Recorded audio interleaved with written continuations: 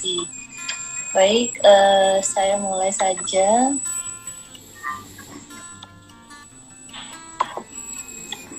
Jadi di sini mungkin sebaiknya kita tahu dulu apa sih yang dimaksud dengan kulit orang yang masih muda dengan kulit yang sudah tua, itu apa saja perbedaannya. Di sini kita dapat melihat dari volume lemak bawah kulit. Kalau pada muda itu masih cukup ya. Kalau yang sudah tua biasanya volume lemaknya berkurang.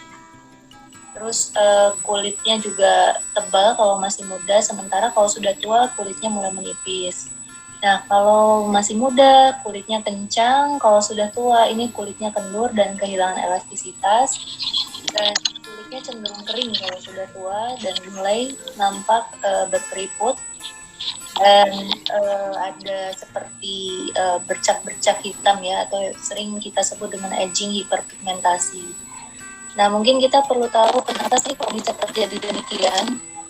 Nah, itu diakibatkan oleh hormon estrogen pada tubuh yang mulai menurun. Kemudian kulit juga kehilangan kolagen dan hyaluronic acid. Kemudian proses regenerasi sel melambat dan proses penumbuhan kulit juga melambat. Nah, kenapa bisa terjadi demikian? Itu biasanya faktornya ada dua. Yang pertama faktor dari tubuh kita sendiri ya, faktor intrinsik. Dan yang kedua adalah faktor dari luar tubuh atau faktor ekstrinsik. Yang faktor intrinsik itu biasanya memang fisiologis, jadi sesuai dengan pertambahan usia ya tubuh kita pasti akan menua. Kemudian tidak bisa dicegah tapi dapat diperlambat. Nah, kemudian kalau faktor ekstrinsik itu biasanya bisa menyebabkan penuaan dini. Jadi kita sering melihat kalau orang masih muda, tapi mungkin penampakan wajahnya tidak sesuai dengan usianya atau tampak lebih tua. Nah, itu biasanya oleh faktor-faktor di luar tubuh seperti sinar matahari, radikal bebas, yang salah atau tidak tepat guna, kurangnya kelembapan, dan kebiasaan buruk merokok, alkohol, juga stres.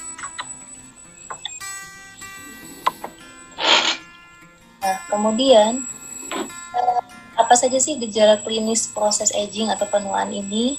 Nah, di sini kita bisa melihat adanya kerutan di kulit akibat dari mendatarnya dermal epidermal junction. Jadi ada hubungan antara kulit di atas dengan kulit di bawahnya itu mulai berkurang, lapisan kolagennya mulai menipis sehingga mengakibatkan kulit di atasnya mulai berlipat atau yang kita lihat dengan kerutan.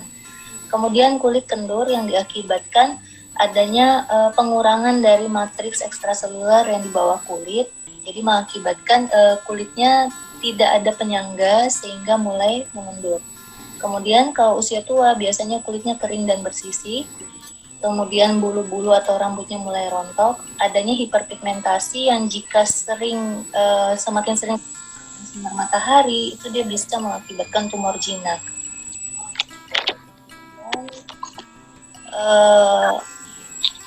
Nah, ini yang mengakibatkan reaksi penuaan dini itu bisa akibat sinar matahari dan oksigen pada kulit.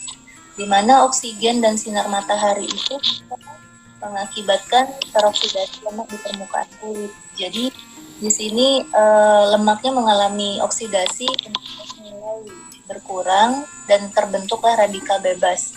Nah, radikal bebas ini yang degradasi kolagen sehingga lapisan kolagen di bawah kulitnya itu berkurang dan kulit menjadi lebih clear. Kemudian bisa masuk ke DNA sel kulit kita dan mengakibatkan timbulnya penyakit hiperpigmentasi dan perusakan dinding sel pada kulit. Kemudian essential oil apa saja sih yang kita butuhkan untuk mengatasi hal-hal atau gejala seperti yang saya sebutkan tadi. Nah, di sini kita menurut jurnal jadi salah satu artikel yang saya ambil dari Skin Aging, Natural Weapon and Strategies. Di sini yang kita perlukan adalah essential oil yang mempunyai radikal bebas, ya, yang mempunyai antioksidan agar bisa menangkal radikal bebas dari oksigen dan sinar matahari tadi. yaitu essential oil yang mempunyai senyawa fenol, polifenol, dan flavonoid. Nah, itu ada jenisnya seperti retinoid, segala macam. Nah, ini nanti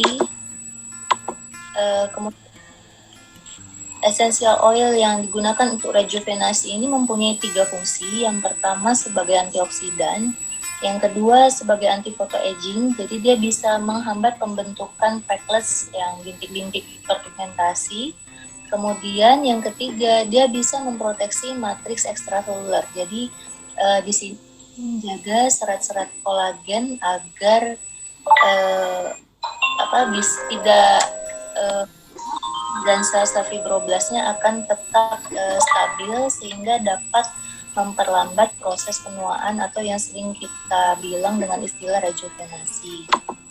Nah, apa saja sih essential oil yang seperti itu? Nah, jadi sebelumnya kita ketahui bahwa bapak aromaterapi itu adalah René Maurice Gattefossé, tetapi yang menemukan bahwa essential oil itu bisa digunakan untuk rejuvenasi adalah Marguerite Maury.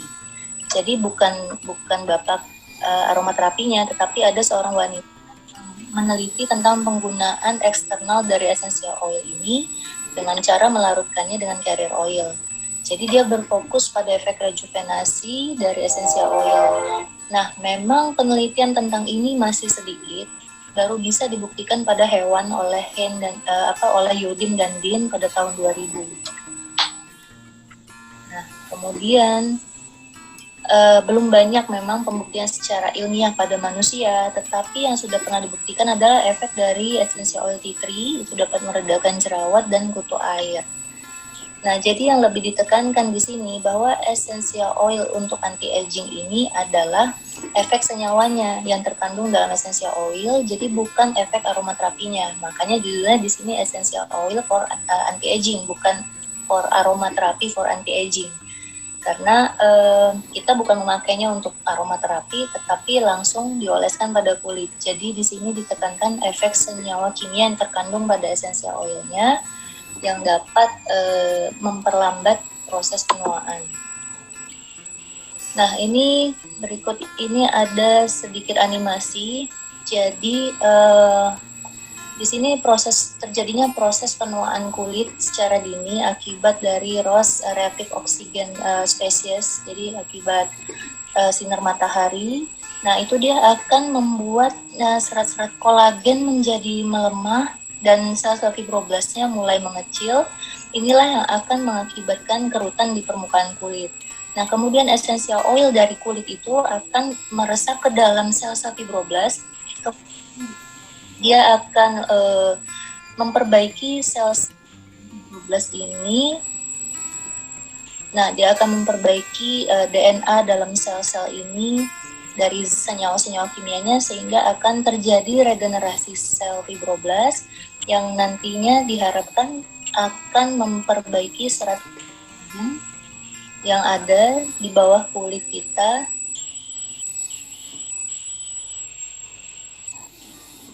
Nah, ini tadi jadi serat-serat kolagennya akan diperbaiki.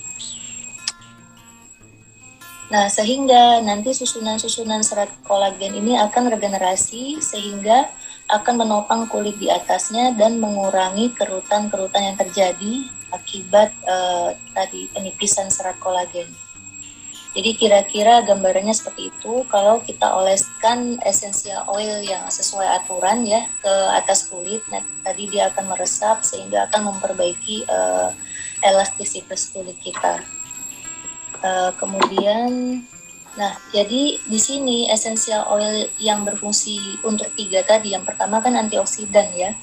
Nah, ini adalah jenis-jenis essential oil yang bisa digunakan sebagai antioksidan, yaitu essential oil kopi, turmeric, tima, lemon, basil, oregano, kemudian cinnamon, carrot seeds, star anise, rosemary, dan green tea. Nah, kemudian untuk essential oil yang untuk anti photoaging, ya untuk mengurangi flek-flek hitam pada wajah yang timbul akibat proses penuaan tadi, itu bisa digunakan kopi, kemudian jahe, essential oil jahe, green tea, dan koriander. Kemudian untuk proteksi matriks ekstraseluler, ini maksudnya adalah untuk proteksi sel-sel kolagen yang berada di bawah kulit tadi, seperti animasi yang sudah ditunjukkan, itu terdiri atas turmeric atau temulawak, kemudian kopi, essential oil ylang-ylang, helichrysum, rose, dan cinnamon bark, juga frankincense.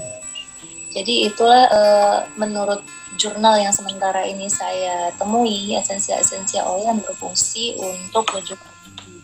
Adapun cara menggunakannya adalah larutkan 1-2 tetes esensial oil ke dalam 1 sendok teh oil atau sekitar 2-4 tetes ke dalam 10 ml carrier oil. Kemudian dimassage. Ini temuan dari Maury Margaret yang saya sebutkan tadi. Orang yang menemukan penggunaan essential oil untuk aromaterapi. Kemudian apa saja sih carrier oilnya? Yang sementara ini saya temukan yang carrier oil yang baik untuk rejuvenasi atau anti-aging ini adalah argan oil dan coconut oil. Jadi mungkin bisa nanti dilarutkan 1 atau 2 tetes ke dalam 1 sendok teh carrier oil ini. Berikut referensi yang saya gunakan. Mungkin itu saja yang bisa saya sampaikan. Sampai jumpa.